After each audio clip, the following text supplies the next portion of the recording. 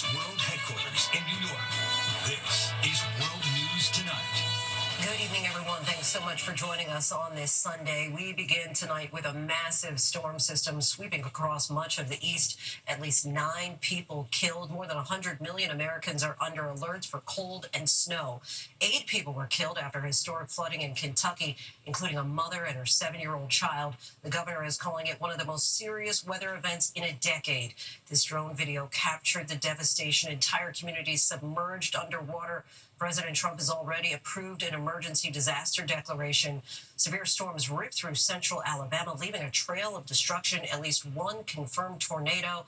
And much of the Northeast, including Worcester, Massachusetts, is getting a wintry mix of snow, ice, and rain. Hundreds of thousands are without power as frigid temperatures move in. Our weather team is standing by with the forecast. But first, Faith Abube leads us off from Atlanta. Tonight, a fatal blast of severe weather pummeling the eastern U.S. as dangerous flooding, powerful winds, and wintry conditions wreak havoc from the Gulf Coast to New England.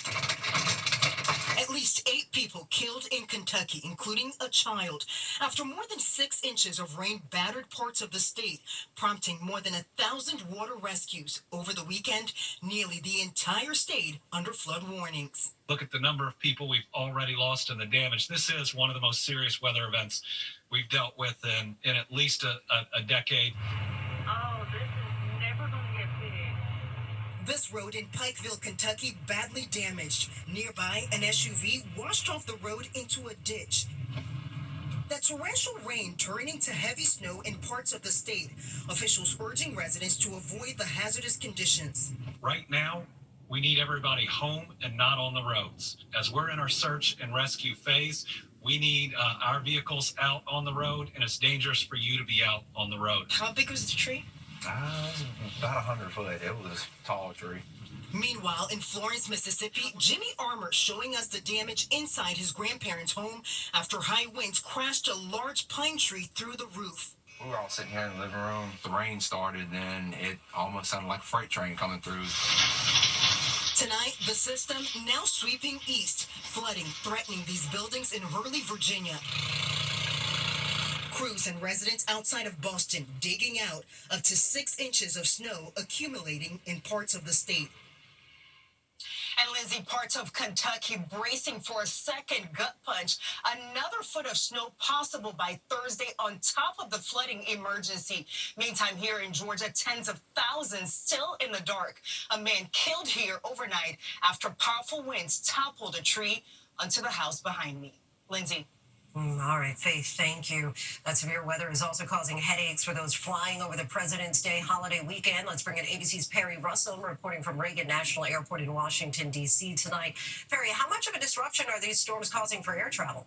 Yeah, Lindsay, strong winds are causing some issues here at DCA. About 150 flights have been delayed and dozens more have been canceled. Across the country, according to FlightAware, more than 1,300 flights have been canceled and more than 8,000 have been delayed. Major hubs in Chicago and Atlanta hit with the most delays. And tonight we're looking at major cities in the Northeast as the storms pass through. Boston and New York affected. Nearly half the flights out of New York's LaGuardia Airport have been delayed. It's a busy time in the skies with President's Day weekend. We can see how long this weather lasts and what it looks like tomorrow as people return home. Lindsay. All right, got to pack those patience there, Perry. Thank you. Let's get right to ABC meteorologist Samara Theodore. Samara, when can we expect the next round of winter weather? Well, Lindsay, the cold air moving in at the top of the week and the next snowstorm moving through Wednesday and Thursday across the country. Let's go ahead and take a look. The storm we have been dealing with is now beginning to exit in its wake, leaving behind extremely strong winds, high wind alerts stretching from Boston down to the mid-Atlantic with gusts up to 60 miles per hour possible. We also have extreme cold alerts from Bismarck all the way down to Dallas and San Angelo, Texas. This bitter cold diving deep, 35 degrees below zero in Bismarck Monday morning, single digits in Oklahoma City. And as far as the snow goes, we're going to start to see that snow track across places like Kentucky on Wednesday, arriving in the mid-Atlantic and northeast by Thursday, just in time for that critical Thursday morning commute. Lindsay? Such an onslaught of the winter weather these days. Samara, thank you. Secretary of State Marco Rubio is back here in the U.S. Over the weekend, more than a dozen immigration judges were fired. It's part of a sweeping attempt to reduce the size of the federal government, but it comes amid an immigration crackdown and a backlog of nearly 4 million cases. More now from ABC's Morgan Norwood. Tonight, as President Trump and Elon Musk reshape the federal government with mass layoffs triggering anger and confusion among federal employees, ABC News learning the DOJ quietly fired more than a dozen new immigration judges without cause, just days before they were set to be sworn in, according to the union representing them. The sweeping shakeup dismissed 13 immigration judges in training, 2 judges already on the bench, and 5 other mid-level managers that also hear immigration cases. Their union saying in a statement, the firing of immigration judges when we need more judges to enforce our immigration laws by this administration is a perfect example of hypocrisy.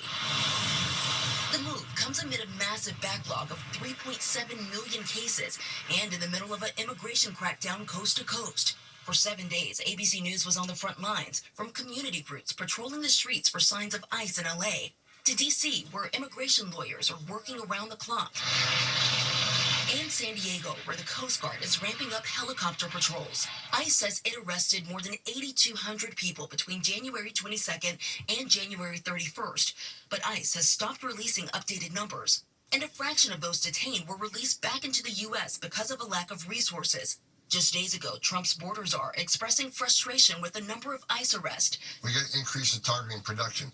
So we're doing that now. We're increasing the targeting. Homan meeting with New York City Mayor Eric Adams and says he's agreed to work with the Trump administration while they increase teams conducting operations in the city. If he doesn't come through, I'll be back in New York City, and we won't be sitting on the couch. I'll be in his office, up his butt, saying, where the hell is the agreement we came to?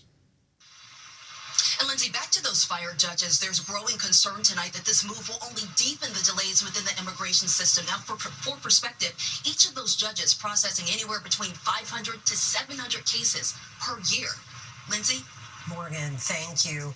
Now to the brutal and tragic death of a transgender man in upstate New York. Police say that 24-year-old Sam Nordquist was tortured for weeks before his remains were ultimately discovered in a field.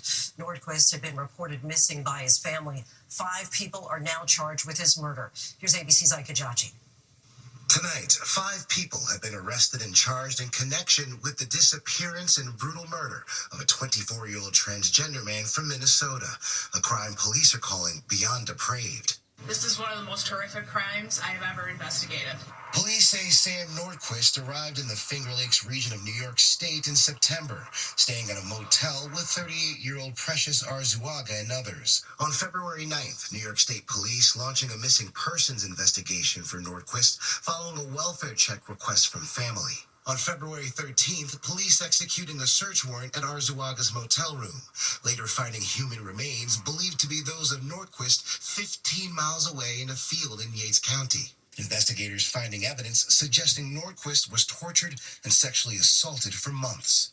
Sam was subjected to repeated acts of violence and torture in a manner that ultimately led to his death. Police arresting and charging Arzuaga, as well as 30-year-old Jennifer Quijano, 33-year-old Kyle Sage, 30-year-old Patrick Goodwin, and 19-year-old Emily Mataika with second-degree murder. Tonight, Sam's family heartbroken. I don't understand why someone would do that to another person. Sam was amazing and would give this shirt off his back to anyone. Lindsay, investigators are still working to understand the relationship between the 5 suspects and Nordquist, and prosecutors, they've yet to rule out classifying the murder as a hate crime. Lindsay? All right, Ike, thank you. Now to the record-setting flu season. The CDC is reporting nearly 30 million cases and more than 370,000 hospitalizations. 32 states are reporting high or very high activity. Let's bring in ABC's Rena Roy. So, Rena, what are you learning tonight? Well, Lindsay, respiratory illnesses are at a high level really across the country. In fact, the rate of people going to the doctor for flu-like symptoms is the highest since the swine flu outbreak in 2009. The CDC estimating 16,000 deaths from the flu so far this season. Nearly 70 of those in children. Fatal flu cases surpassing COVID deaths this week for the first time since the pandemic started. Walgreens saying they've seen a more than 200% jump in flu antiviral medication prescriptions compared to the same time last year. And flu season likely continue for weeks or even months. Public health specialists reminding people it is not too late to get the annual vaccine, which has been shown to reduce severity and duration of an illness. Lindsay? So many under the weather lately, Rena. Thank you. There's still much more ahead on World News Tonight. It takes about 6.5 hours to fly from Newark, New Jersey to Dublin, Ireland, but for hundreds of United Airlines passengers, the trip spanned 4 days. Flight 23 was diverted to Newfoundland in Canada Thursday night because of a medical emergency on board. The passengers were stuck there partly because of blizzard conditions. A hotel put them up and fed them. They finally got off the ground this morning. Still ahead, is it a preview for the Oscars? Who won the top prizes in Britain's Movie Awards? Next, awards season rolls on with the BAFTAs in London. Newcomer Mikey Madison won Best Actress for Anora, the story of an exotic dancer's romance with a Russian heir. Adrian Brody won Best Actor for The Brutalist. The Best Picture award went to Conclave, the thriller about the selection of a new pope.